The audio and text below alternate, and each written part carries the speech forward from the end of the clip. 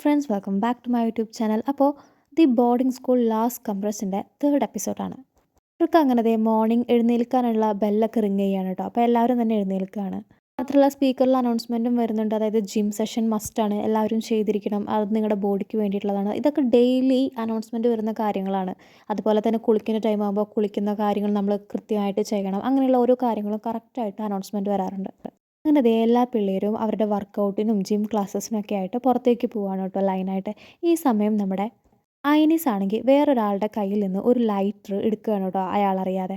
എന്നിട്ട് അവൾ ചിത്രം വരയ്ക്കാറുള്ള ആ ഒരു ബുക്കും എടുക്കുന്നുണ്ട്. നെക്സ്റ്റ് സീനിൽ ബാക്കി എല്ലാ പിള്ളേരും ഇങ്ങനെ വർക്കൗട്ട് ചെയ്തുകൊണ്ടിരിക്കുന്നതിൻ്റെ ഇടയിൽ അമേയനോട് പോള് എന്തോ ഒരു കാര്യം സീക്രട്ടായിട്ട് മെല്ലെ പറയുന്നുണ്ട് കേട്ടോ. നെക്സ്റ്റ് സീനിൽ കാണുന്നത് നമ്മുടെ ഐനിസ് അവൾ പെയിൻറ്റ് ചെയ്ത ആ ഒരു ചിത്രം വാഷ്റൂമിൽ വെച്ച് ഈ ലൈറ്റർ ഉപയോഗിച്ച് തീയിട്ട് കളയാണ് കേട്ടോ.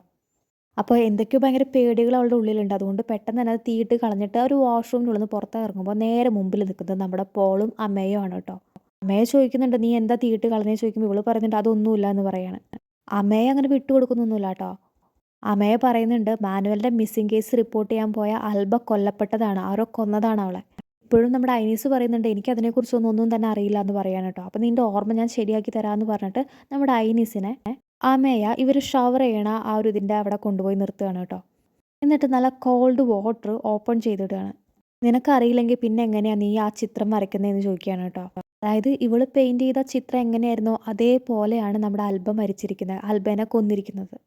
ഇതേ സമയം പോളാണെങ്കിൽ സൈഡിൽ നിന്നിട്ട് പറയുന്നുണ്ട് നീ ആ ഹോട്ട് വാട്ടറും കൂടി ഓൺ ആക്ക്, ഭയങ്കര തണുപ്പാണെന്ന് പറയുകയാണ്. അപ്പോഴേക്കും അവിടെ അടുത്ത അനൗൺസ്മെൻറ്റ് വരികയാണ്. അതായത് ജിം സെഷൻസ് കഴിഞ്ഞ് എല്ലാവരും കറക്റ്റായിട്ട് കുളിക്കണം, ഇത്ര നേരം കുളിക്കണം എന്നൊക്കെ പറഞ്ഞിട്ടുള്ള ഒരു അനൗൺസ്മെൻറ്റ് വരികയാണ് കേട്ടോ. അതോടുകൂടി ഡോറിൻ്റെ പുറത്ത് ഗേൾസൊക്കെ വന്നിങ്ങനെ തട്ടുകയും ചെയ്യുന്നുണ്ട്. അപ്പോൾ പിന്നെ നമ്മുടെ പോൾ പോയിട്ട് ഡോർ ഓപ്പൺ ചെയ്യാണ്. അപ്പോൾ വന്ന ഗേൾസ് ആണെങ്കിൽ നമ്മുടെ പോളിനോട് നീ റോങ് ആയിട്ടുള്ള ബാത്റൂമിലാന്ന് പറഞ്ഞിട്ട് അവർ അവരുടെ കാര്യങ്ങൾക്ക് പോവുകയാണ്. നമ്മുടെ പോൾ അവിടെ നിന്ന് പുറത്തേക്ക് പോവുകയാണ്. നമ്മുടെ ഐനീസ് ആണെങ്കിൽ ഡ്രസ്സൊന്നും ചേഞ്ച് ചെയ്യാതെ ഈ പുറത്തു കൂടെ ഇങ്ങനെ നടക്കുകയാണ് കേട്ടോ. തണുത്ത് വരച്ചിട്ടാണ് നടക്കുന്നത്. നല്ല കോൾഡ് വാട്ടറാണ് അവളുടെ മേത്തേക്ക് വീണത് കേട്ടോ. മാത്രമല്ല തണുപ്പുള്ള ഒരു ഏരിയയിൽ കൂടെയാണ് അവൾ നടക്കുന്നത്. അപ്പോൾ ചുറ്റുമുള്ള പിള്ളേരെല്ലാവരും ഇവളെന്താ ഇങ്ങനെ നടക്കുന്നതെന്നൊക്കെ ആലോചിക്കുന്നുണ്ട്. ആ സമയത്ത് പെട്ടെന്ന് ലിയോൺ ഓടി വന്നിട്ട് അവൻ്റെ ആ ഒരു കോട്ട് എടുത്ത് ഇവളുടെ മേത്തിട്ട് കൊടുക്കുകയാണ് കേട്ടോ.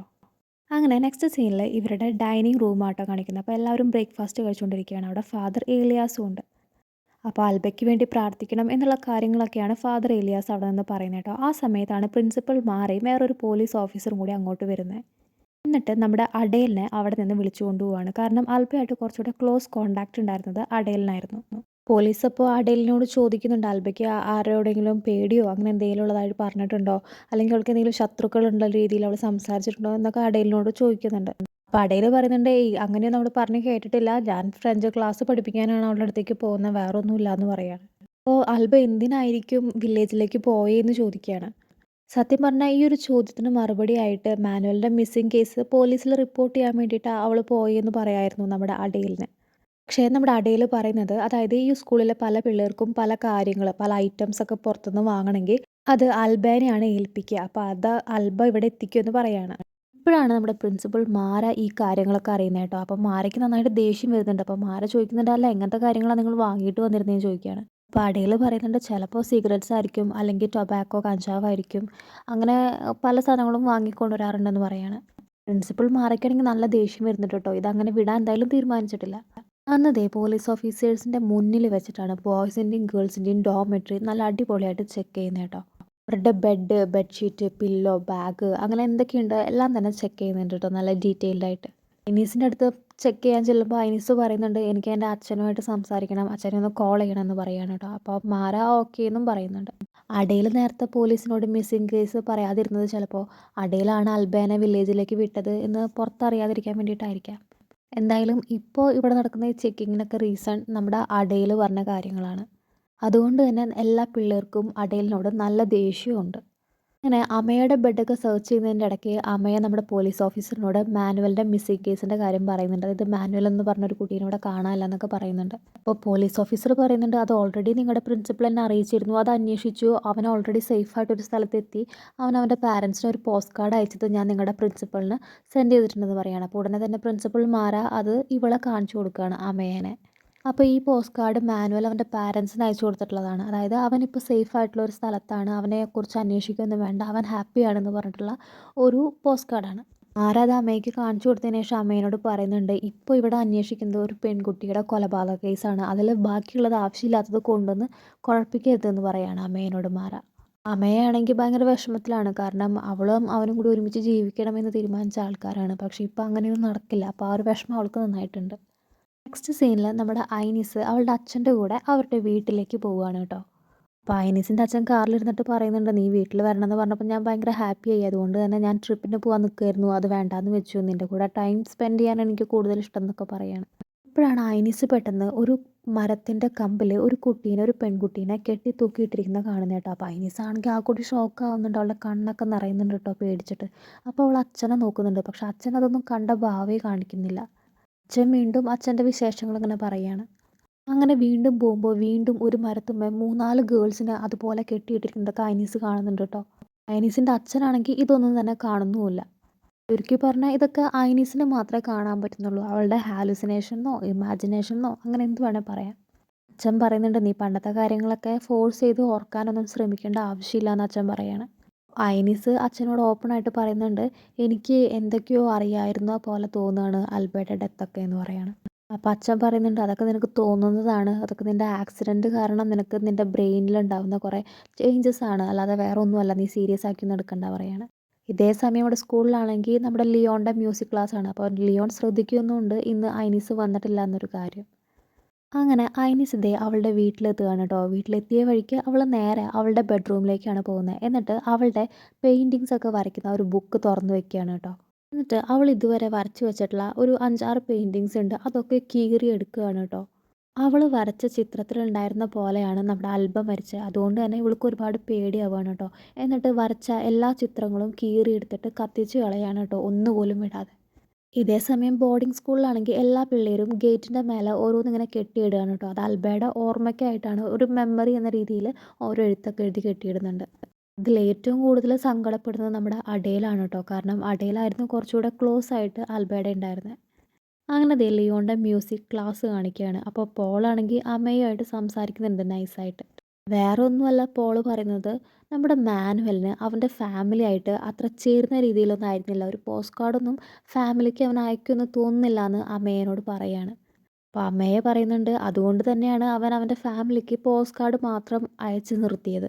അവൻ അന്വേഷിക്കേണ്ടെന്നും അവൻ ആ പോസ്റ്റ് കാർഡിൽ എഴുതിയിട്ടുണ്ട്. മാത്രമല്ല ആ ഹാൻഡ് റൈറ്റിംഗ് അവൻ്റെ തന്നെയാണെന്ന് നമ്മുടെ അമ്മയെ ഉറപ്പിച്ചു പറയാണ് കേട്ടോ പോളിനോട്. ഇനി കാണിക്കുന്നത് ഒരു വർഷം മുൻപ് നമ്മുടെ മാനുവൽ വന്ന ടൈമിലത്തെ ഒരു കാര്യമാണ്. നമ്മുടെ മാനുവൽ ആദ്യമായിട്ട് ഈ ബോർഡിംഗ് സ്കൂളിൽ വന്ന വഴിക്ക് പ്രിൻസിപ്പൽ മാരാനെയൊക്കെ ഒന്ന് ചൊറിയുന്നുണ്ട് കേട്ടോ. ബാക്കി എല്ലാ പിള്ളേരും യൂണിഫോമിൽ ക്ലാസ്സിൽ കയറുമ്പോൾ ഇവൻ മാത്രം യൂണിഫോം ഒന്നും ഇടാതെയാണ് കേട്ടോ ക്ലാസ്സിൽ കയറുന്നത്. അതേപോലെ തന്നെ പെലയ വരുമ്പോൾ ഇവൻ എഴുന്നേറ്റ് നിന്ന് റെസ്പെക്റ്റ് ഒന്നും കാണിക്കുന്നില്ല. അപ്പോൾ പെലയ വന്നിട്ട് ഇവനോട് പറയുന്നുണ്ട്, ഇവിടത്തേതായ രീതികളുണ്ടെന്ന് പറയാണ്. മാനുവൽ ആണെങ്കിൽ പെലയ പറയുന്നതിൻ്റെ നേരെ തർക്കുത്തരാട്ടോ പറയുന്നത്. അതുകൊണ്ട് തന്നെ നമ്മുടെ മാരിയോ ഇവനെ പണിഷ് ചെയ്യാണ്. പണിഷ്മെൻറ്റ് ചെയ്യുന്നത് നമ്മുടെ മാരിയോ ആണ് കേട്ടോ. എന്താണ് പണിഷ്മെൻ്റ് എന്ന് വെച്ച് കഴിഞ്ഞാൽ, ഇവനെ കംപ്ലീറ്റ് നെയ്ക്കഡ് ആക്കി നിർത്തിയിട്ട് നല്ല തണുത്ത വെള്ളം ഒരു ഹോസിലൂടെ ഇവൻ്റെ മേത്തേക്ക് പമ്പ് ചെയ്യാണ് കേട്ടോ. അപ്പോൾ ഇവന് കിട്ടുന്ന ഈ ഒരു പണിഷ്മെൻറ്റ് നമ്മുടെ അമ്മയെ അടക്കം എല്ലാവരും കാണുന്നുണ്ട്. അന്ന് നൈറ്റ് ആയപ്പോൾ മാനുവൽ ബാഗൊക്കെ പാക്ക് ചെയ്യാണ് കേട്ടോ. അപ്പോൾ തൊട്ടപ്പുറത്ത് നമ്മുടെ പോളാണെങ്കിൽ ഒരു ടോർച്ചൊക്കെ പിടിച്ചിട്ട് ഒരു ബുക്ക് വായിക്കുന്നുണ്ട്. മാനുവൽ അപ്പോൾ പോളിനോട് പറയുന്നുണ്ട്, ഞാൻ ഇവിടുന്ന് രക്ഷപ്പെടാൻ പോവുകയാണ് പെട്ടെന്ന് തന്നെ എന്ന് പറയാണ്. അപ്പോൾ നമ്മുടെ മാനുവലിനെ പോളൊന്ന് വോൺ ചെയ്യുന്നുണ്ട് കേട്ടോ. അത് വേണ്ട, ശ്രദ്ധിക്കണം എന്നൊക്കെ പറഞ്ഞ് വോൺ ചെയ്യുന്നുണ്ട്. പക്ഷെ നമ്മുടെ മാനുവലിനെ രക്ഷപ്പെടാനൊന്നും പറ്റുന്നില്ല കേട്ടോ. അവനൊരു ചെറിയൊരു പണിഷ്മെൻറ്റ് കിട്ടുന്നുണ്ട്. അങ്ങനെ പണിഷ്മെൻറ്റ് കഴിയുമ്പോൾ എല്ലാവരും പറയുന്ന പോലെ പണിഷ്മെൻറ്റിൻ്റെ പ്ലഡ്ജ് പറയണം. മാനുവൽ നല്ല ഡീസൻ്റ് ആയിട്ട് ഈ പ്ലഡ്ജൊക്കെ പറയുന്നുണ്ട് കേട്ടോ. പക്ഷേ പ്ലഡ്ജ് പറഞ്ഞു കഴിയുമ്പോൾ അവൻ കയ്യിൽ ഒരു സിമ്പിൾ കാണിക്കുകയാണ്. അതോടുകൂടി അവനെ വീണ്ടും പണിഷ് ചെയ്യാണ് കേട്ടോ. അപ്പോൾ ഇത്തവണത്തെ പണിഷ്മെൻറ്റ് എന്താന്ന് പറഞ്ഞു കഴിഞ്ഞാൽ, അവനെ പണിഷ്മെൻറ്റ് റൂമിലിട്ട് അടയ്ക്കുകയാണ് കേട്ടോ. മാനുവൽ അങ്ങനെ പണിഷ്മെൻറ്റ് റൂമിൽ കിടക്കുമ്പോൾ നമ്മുടെ ഈ പണിഷ്മെൻറ്റ് റൂമിലേക്ക് സൺലൈറ്റും കാറ്റൊക്കെ വരുന്ന ആ ഒരു ഇതിൻ്റെ മേലെ നമ്മുടെ പോൾ വന്നിരിക്കുകയാണ് കേട്ടോ. അങ്ങനെ ഇവർ രണ്ടുപേരും കൂടി സംസാരിക്കുകയാണ്.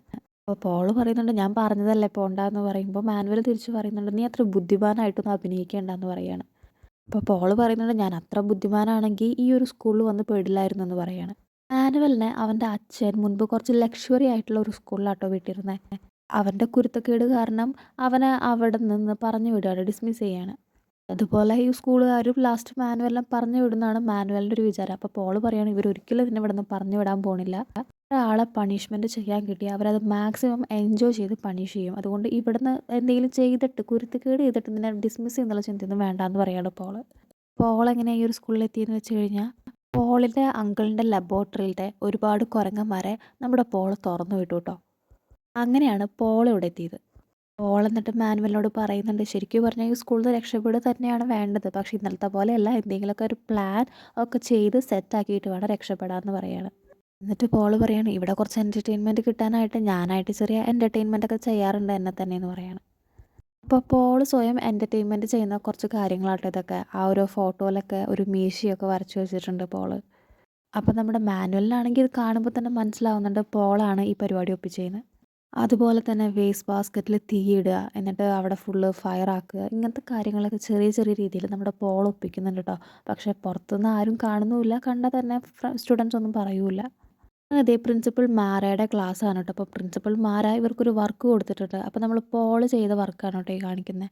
മാരയാണെങ്കിൽ പോളിൻ്റെ ഹോംവർക്ക് കാണുമ്പോൾ